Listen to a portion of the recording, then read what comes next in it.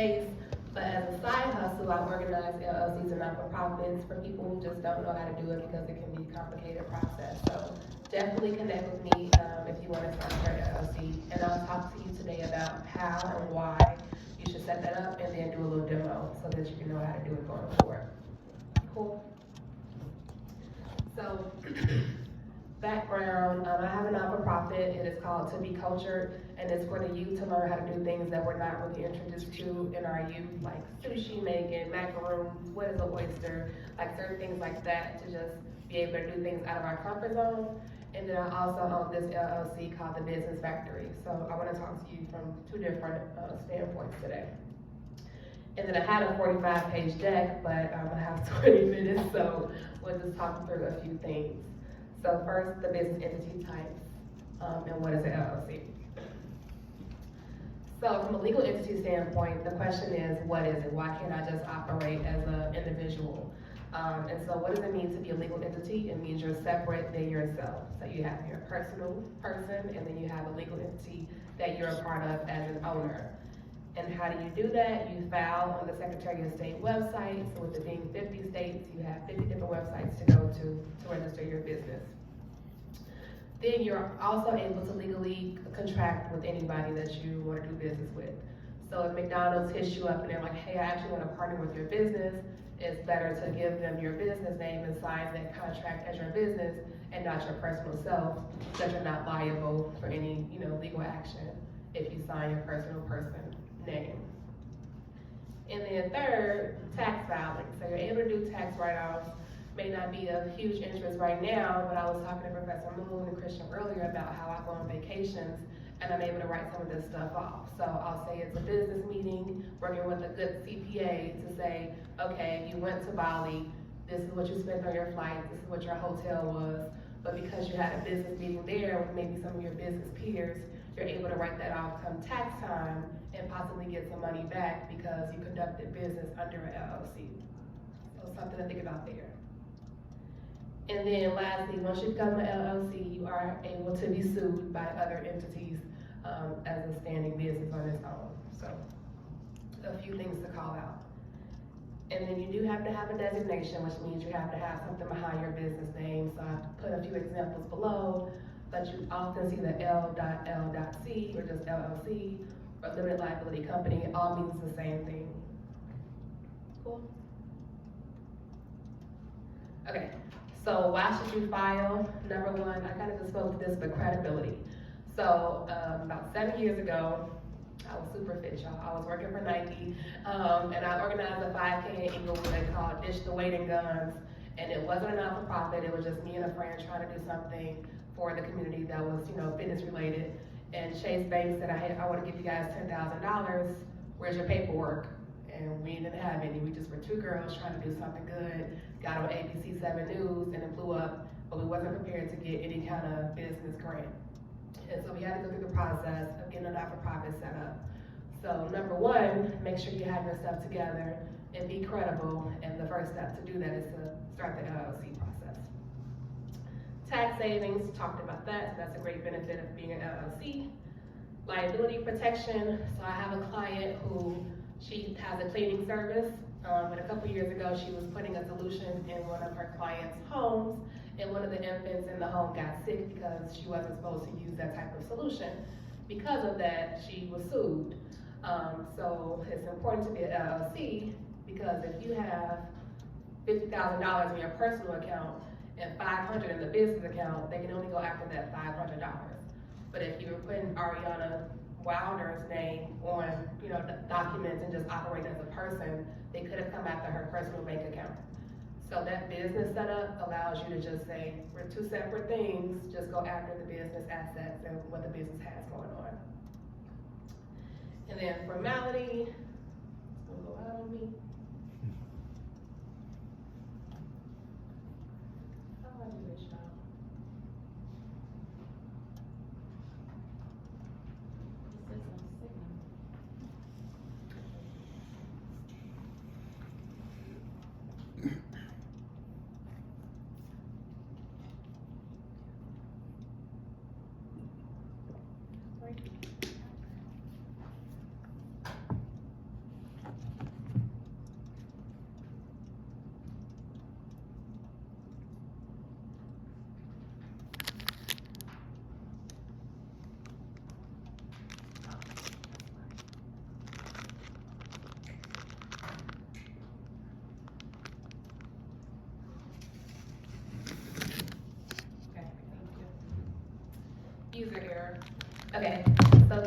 2 is confidentiality, so you're able to say, hey, I don't want to use my personal business address. Give me a PO box, give me some kind of virtual address that I can put on the Secretary of State website, because God forbid somebody doesn't like the way that I do business, they want to come after me, they'll be able to find your personal information on the website. So have the LLC lets you have that confidentiality, and in some states you can even hide who the owners are to the public. And then lastly is perpetual duration. This just means that your business will forever be ongoing as long as you file your annual reports. And if something ever happens to you, you can just be able to specify who owns the business after you leave. Cool? And then the last note at the bottom is called piercing the corporate veil. This is like legal, boring jargon and language. But it just means that if you get a business loan and you default on the loan or you don't pay it back, they are able to go after your personal assets. So at some point, your personal assets are liable to get, taken or attacked because you aren't doing things properly as a business. So just know the 6 things that I mentioned is if you are working in the right positive manner. So I actually want to walk you through a demo of how to create an LLC, and I've probably done like 1,000 in my lifetime. So if I'm moving too fast, just let me know.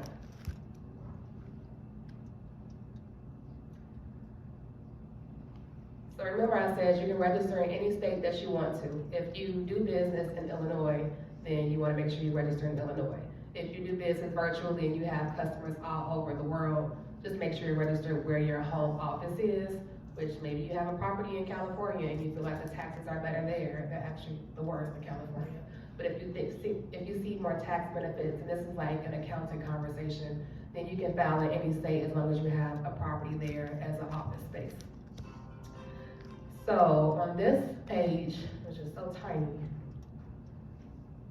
it's saying, do you want to incorporate a corporation or do you want to incorporate a non-for-profit? You actually want to do an LLC. So you're going to go to business services. And then this is the online services, things that you can do online.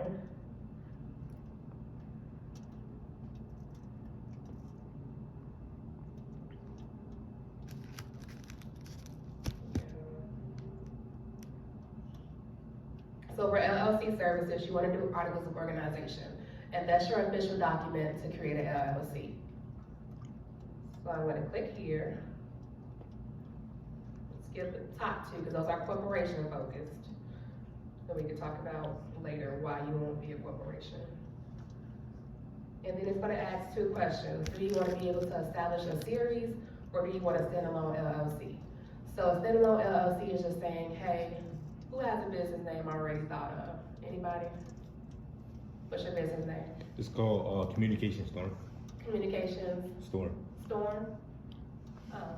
Period. Branding. Okay.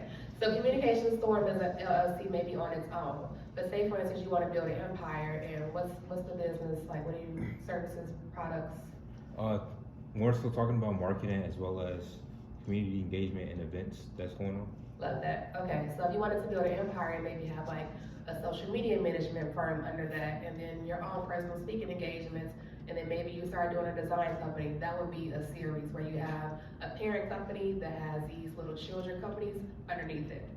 So typically you would just do a standalone LLC because if something happens to your parent company, the children company are liable for whatever you did in the parent space. So you're going to hit that bottom one that I want to just be a standalone, the top one that I want to be a standalone standard LLC. Hopefully y'all can see this. And then it's just saying, hey, make sure if you're filing, you know what you're doing. Yes, you agree. And this is the fun part. So this is where you put your name that you want into this section. Now, a lot of people who do this on their own, they get rejected at this point because they don't have an LLC that's not already filed with the state. So you cannot have the same name as somebody else or a familiar name with somebody else who's registered already in that state. So sometimes we do things like add the word enterprises or add and company to try to just make it different than something that's already there. So let's try Communication Storm.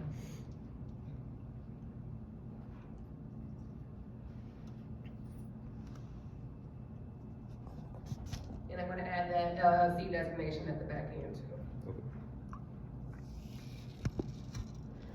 this page is just saying, yep, it's good to go, we don't have any competing names, which is great for you. Appreciate it. Now I'm gonna go back and put my business name, which it better pop up that you can't take. So the Business Factory LLC is my business name, it's there saying, hey, this is already taken, you can go ahead and apply, but I'm pretty sure you're gonna get rejected if you go forward with this. Sometimes it's about 20 names on this list, just because it's similar to what you're already trying to put in. So just think about that. If you're super tied to that name, maybe you wanna revise it a little bit, but if you're like, hey, I can throw this name away, I can do something different, then that's better for you to get approved. So we're gonna go back and do communication storm again. You're gonna continue.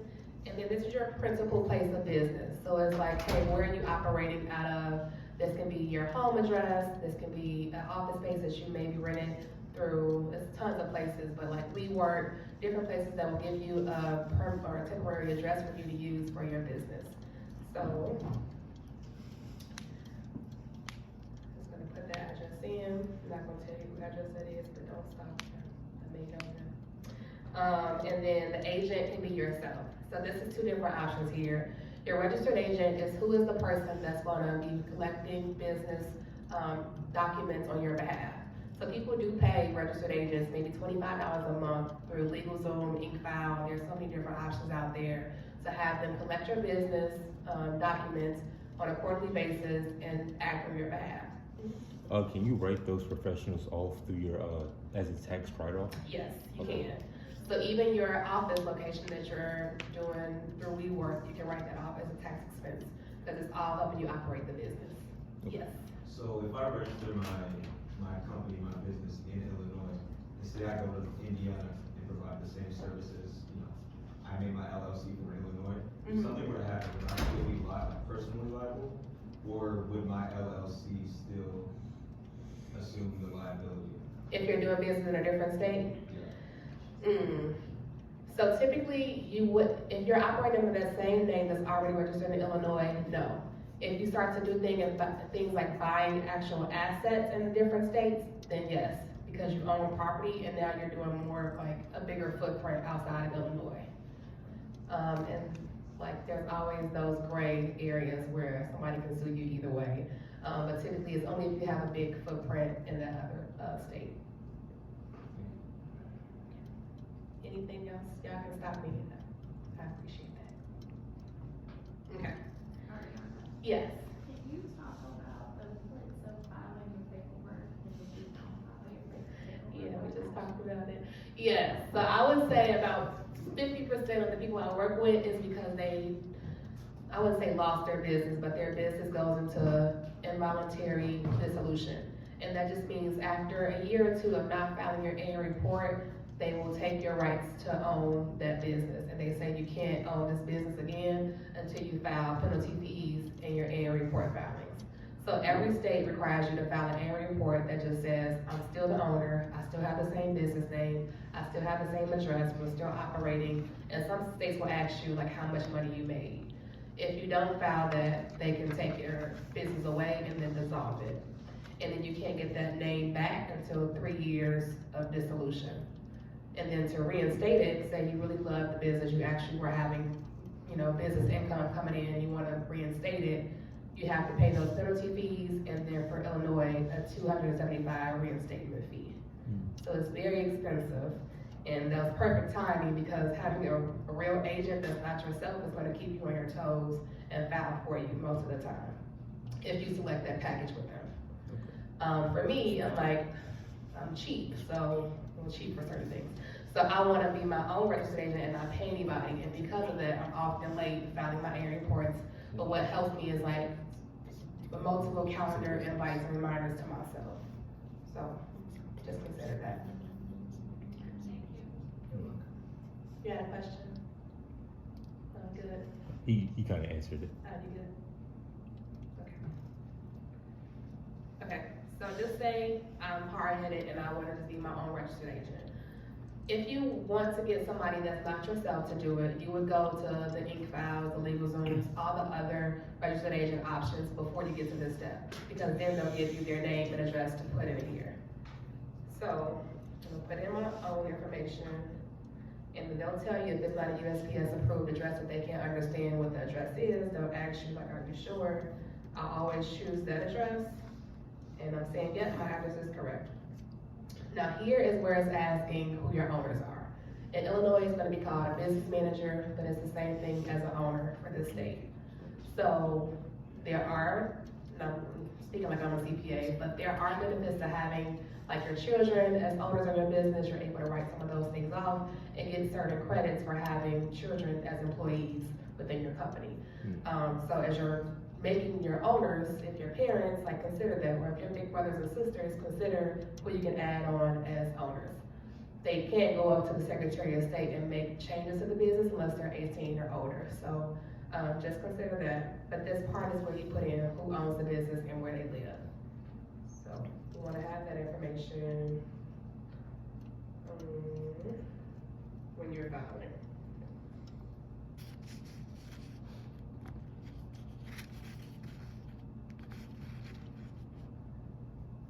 Yes, you have to put all these in manually.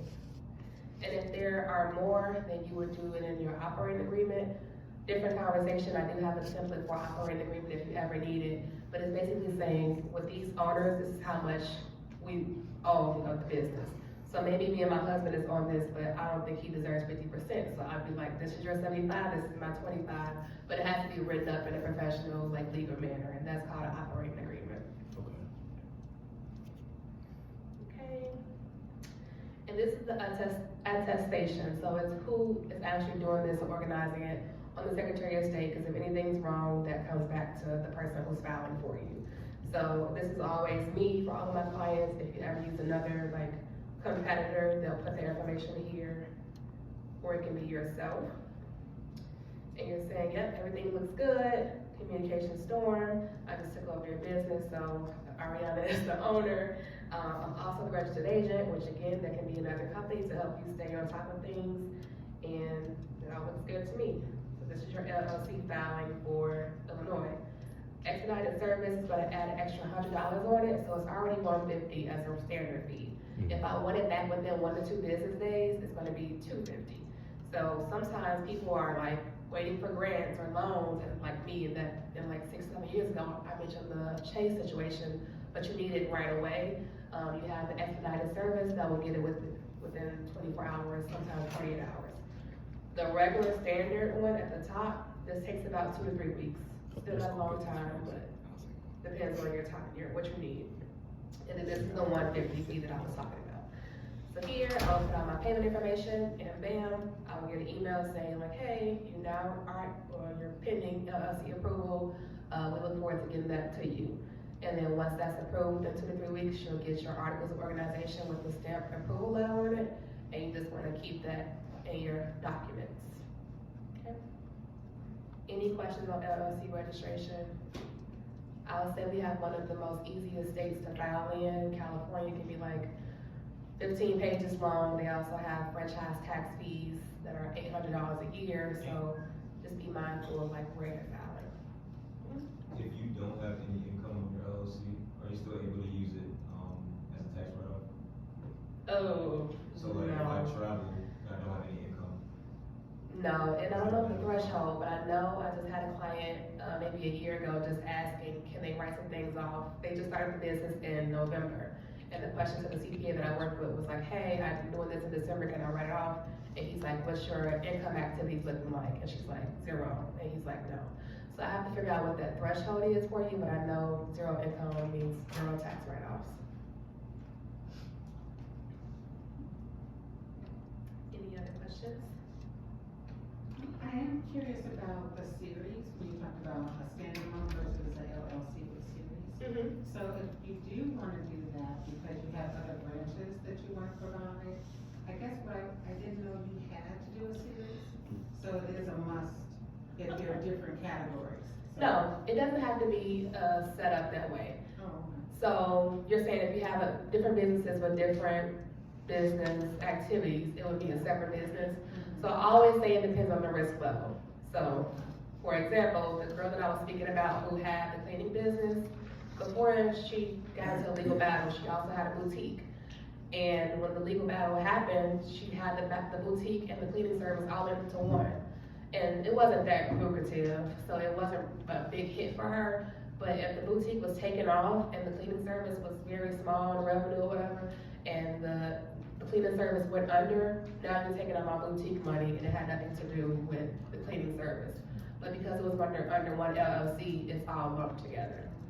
So I always say, think about the risk levels. Like for my consulting business, I also will maybe get a fee for a speaking engagement. That's the same risk level to me. So at that point, I'll put it on, I won't start a separate business for that. But if there's like chemicals involved and you're giving health advice, just certain things that make sense to just keep it separate. Real estate, for sure, like just keep that in mind. So then what is the benefit of keeping it under one larger name? So you have less filings, you're able to do just that one annual report a year, you don't have to do multiple taxes. So, I mean, the CPA just lumps it all into one, but you trying to keep up with it, it's like, this is my bookkeeping for this business, and I gotta keep that separate. And then for me, like, I have two businesses, so I'm always selling one business to the other, and that's not good financial practices. So it's easier when it's all in one, and when it's separate, you have to manage so much, but then you just need to get the help to keep you on top of things. Yes. May I answer this question, but how much should we pay for this service? Let's just say, I know you just went through the demo very quickly, but let's just say this is intimidating. I don't want to fill out this form online. I would rather pay someone. How Yes. much should we pay to have someone to complete this process for us? Okay, so I'm gonna tell y'all, y'all should pay $0. I have an ebook on how to do it. I will share it with everybody in this room, seriously. But secondly, if you're like, for real, I'm super lost, Ariana, even after the ebook, I would say no less than 150, or no more than 150.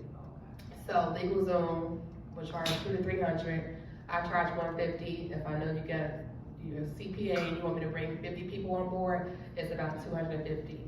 But when I see the CPAs that I work with, their invoice to the clients, that's $1,000. You want to start an LLC, $1,000, then they pay me $250 as a consultant to the accounting firm.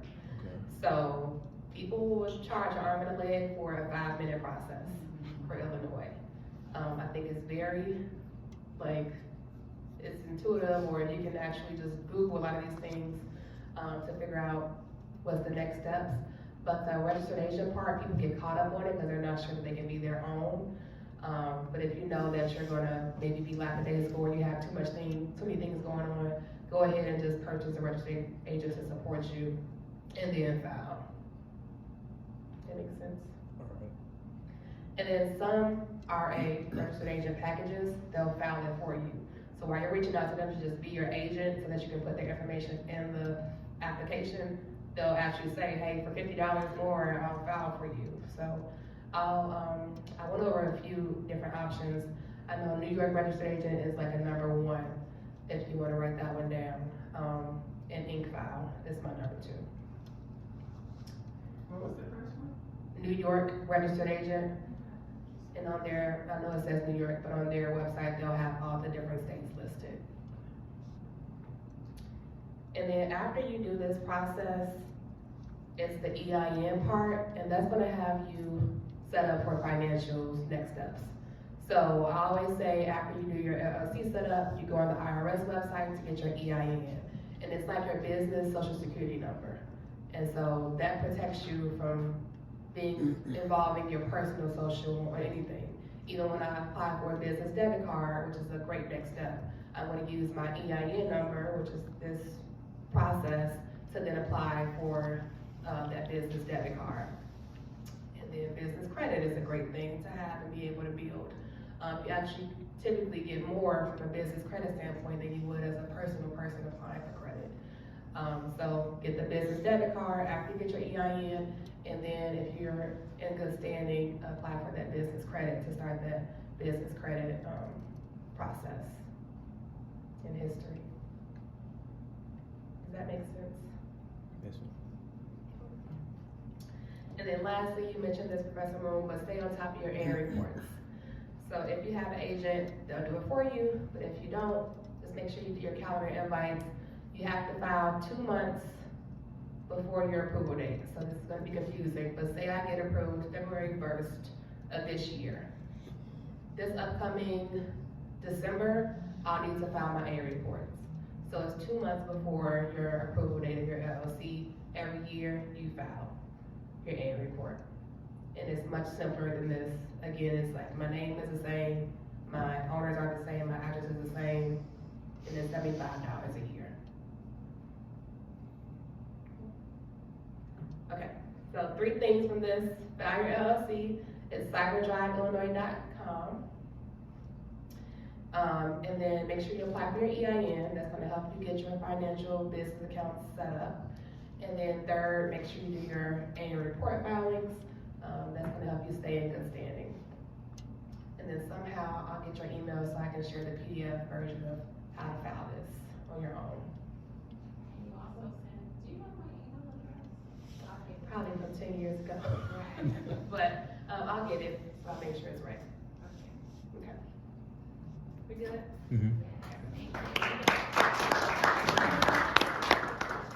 I've heard a lot about virtual addresses Mm-hmm. and being able to use that. Do you have any recommendations on which one you find Yes. the most helpful? I would do Regus, it's R-E-G-U-S.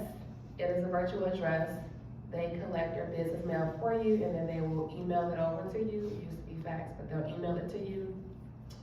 I'm gonna just put it out there that people use iPostal, because I work at JP Morgan. When people apply for business loans, it doesn't look like a legitimate address, so they deny a lot of iPostal addresses. But Regus is a good standing one. Can you explain what that is? So it's a virtual address, which means that if I go on that Secretary of State website and I look up communications storm, sorry, don't bite me. Then I can't see, what's your name? Ian. Ian. Mhm. I can't see Ian's personal information because he decided to use another address. So a virtual address is going to be some firm that they're able to give you a real address to put into the system, but it's really just their address, and they collect mail on your behalf, and then they'll email you whatever they collected on your behalf. So any documents that says communication to store, they're going to just email it to Ian, and then they'll keep it archived within their physical location. And it can be costly. I know most range from $25 a month to $50 a month. And you only get about 2 pieces of mail a year. So it's like, is it worth it? Probably not. But if you don't want your personal home address available to everybody, it can be worth it.